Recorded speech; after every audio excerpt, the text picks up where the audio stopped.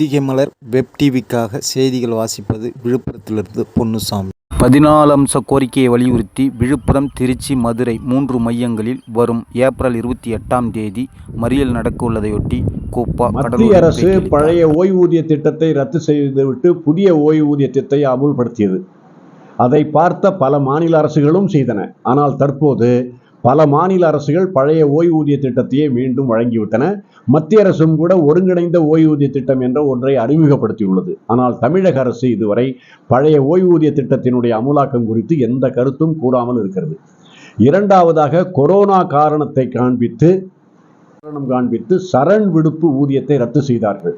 அந்த சரண் விடுப்பு ஊதியம் கூட வழங்கப்படவில்லை. இது 1/4/2026 முதல் என்று அறிவித்திருக்கிறார்கள். அதிலும் அரசாங்கத்தினுடைய போக்கு சரியில்லை.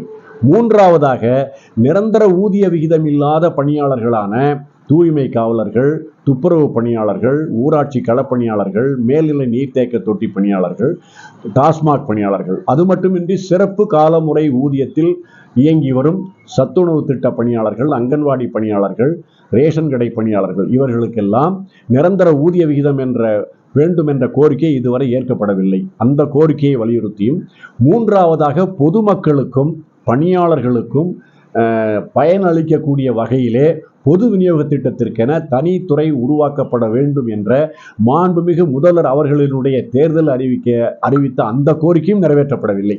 இது போன்ற 14 அம்ச கோரிக்கைகளை வலியுறுத்தி பல கட்ட போராட்டங்கள் நடத்தியும் ஏற்கப்படாத காரணத்தினால் வருகிற 28/4/25 அன்று மாநிலம் முழுவதும் பணியாளர்களை திரட்டி விழுப்புரம், திருச்சி, மதுரை ஆகிய 3 மையங்களில் பல்லாயிரக்கணக்கான பணியாளர்கள் கலந்து கொள்ளக்கூடிய மறியல் போராட்டம் நடத்த முடிவு செய்துள்ளோம். இந்த மறியல் போராட்டத்தில் ஆண்கள் அனைவரும் டி-ஷர்ட் அணிந்து, சங்க பதாகை பொறித்த டி-ஷர்ட் அணிந்தும், பெண்கள் சீருடை அணிந்தும் இந்த மறியல் போராட்டத்தில் பங்கேற்க இருக்கின்றார்கள். இந்த போராட்டத்தை கணக்கில் எடுத்துக்கொண்டு தமிழக அரசு எங்களது சங்க நிர்வாகிகளை அழைத்து பேச்சுவார்த்தை நடத்தி கோரிக்கைகளை நிறைவேற்ற வேண்டும் என கேட்டுக்கொள்கிறோம். கு. பாலசுப்ரமணியன், சிறப்பு தலைவர், தமிழ்நாடு அரசு பணியாளர் சங்கம். உடனுக்குடன் செய்திகளை தெரிந்து கொள்ள பொதிகை மலர் வெப் டிவியை தொடர்ந்து பாருங்கள். நன்றி, வணக்கம்.